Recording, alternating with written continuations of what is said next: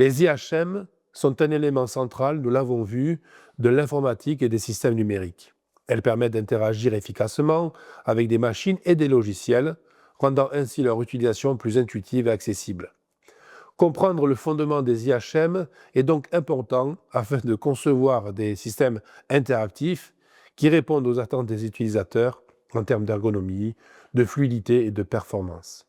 Ici, l'objectif de ce chapitre sera donc de vous présenter des bases théoriques des IHM, leur évolution historique, les principaux composants et les principes fondamentaux qui régissent leur conception. Alors, quel est l'historique des interfaces homme-machine ? Eh bien, elles ont connu plusieurs étapes majeures dans leur développement, on l'a vu en introduction. Chaque phase a été marquée par des innovations technologiques qui ont transformé la manière dont nous interagissons avec les ordinateurs et les systèmes numériques. Les premières interfaces, comme on l'a vu, étaient des cartes perforées et des terminaux en ligne de commande.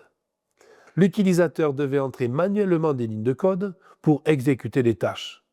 Ces interfaces étaient peu accessibles et très complexes pour ceux qui n'étaient pas initiés.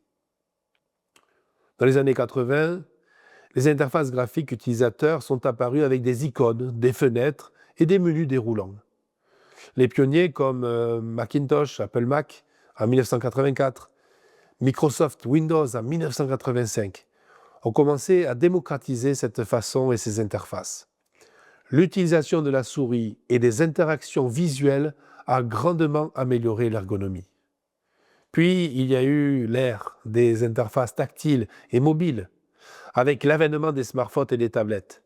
L'interaction utilisateur est devenue plus intuitive grâce aux écrans tactiles. En 2007, l'iPhone est apparu, en 2010, l'iPad.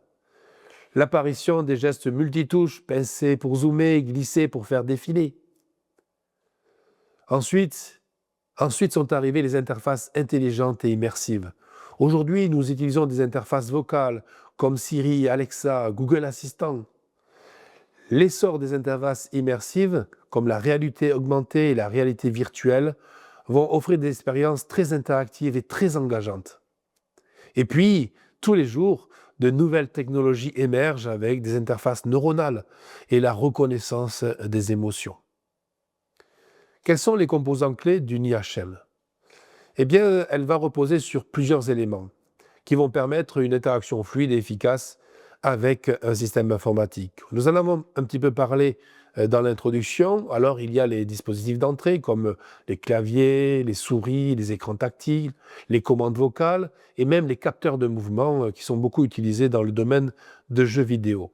Vous avez aussi les dispositifs de sortie, on en a parlé, d'écran et affichage LED, synthèse vocale et haut-parleurs, la rétroaction haptique qui est utilisée pour fournir des vibrations et un feedback tactile. Et puis, il y a les éléments d'interaction. En effet, l'interface est constituée d'éléments qui permettent une interaction fluide. Par exemple, des menus déroulants, des boutons sur les pages web, des barres de progression quand on télécharge quelque chose, des notifications et des alertes pour nous informer en temps réel. Quels sont les principes fondamentaux d'une IHM réussie ? Eh bien, pour qu'une interface soit ergonomique et intuitive, elle doit respecter plusieurs principes de conception fondamentaux. L'utilisabilité. L'interface doit être simple à comprendre et à utiliser. Elle doit permettre à l'utilisateur d'atteindre ses objectifs rapidement et sans frustration. La cohérence. Les interfaces doivent respecter des normes de design homogènes. Par exemple, conserver une disposition uniforme des éléments sur chaque écran. Utiliser les mêmes couleurs et styles visuels pour les boutons et les menus. La réactivité et la performance. Une interface doit répondre rapidement aux actions de l'utilisateur. Un temps de changement trop long nuit à l'expérience utilisateur. La tolérance aux erreurs. Une interface bien conçue aide l'utilisateur à éviter les erreurs, par exemple la validation de formulaires. En cas d'erreur, l'interface doit fournir des messages clairs et des solutions. L'accessibilité et l'adaptabilité. Les IHM doivent être accessibles aux personnes en situation de handicap.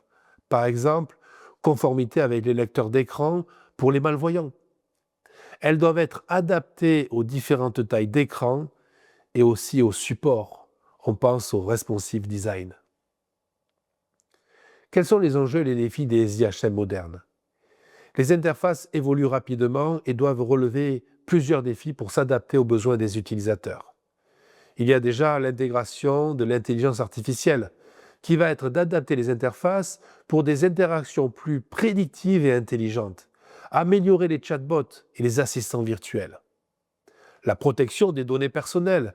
Il va falloir garantir la sécurité et la confidentialité des interactions avec l'utilisateur. Mettre en place des protocoles de chiffrement pour protéger les échanges. Encore, l'optimisation des nouveaux supports. Il faut adapter les interfaces aux écrans pliables, aux montres connectées et aux lunettes de réalité augmentée. Enfin, l'amélioration de l'accessibilité. Intégrer des commandes vocales et gestuelles pour faciliter l'usage aux personnes ayant des besoins spécifiques. Les interfaces homme-machine sont devenues un élément indispensable à tous les secteurs du numérique. Une interface bien conçue facilite l'interaction, améliore la productivité et réduit la charge cognitive de l'utilisateur. Les bases des IHM reposent donc sur des principes clés: l'ergonomie, la simplicité, la performance et l'accessibilité. Ces éléments doivent être maîtrisés afin de concevoir des systèmes interactifs efficaces et adaptés aux attentes des utilisateurs. Dans les chapitres suivants, nous verrons les méthodologies de conception centrées sur l'utilisateur, ainsi que les typologies des interfaces et leurs critères d'évaluation. Voyons maintenant le chapitre « Les principes de conception centrés sur l'utilisateur ».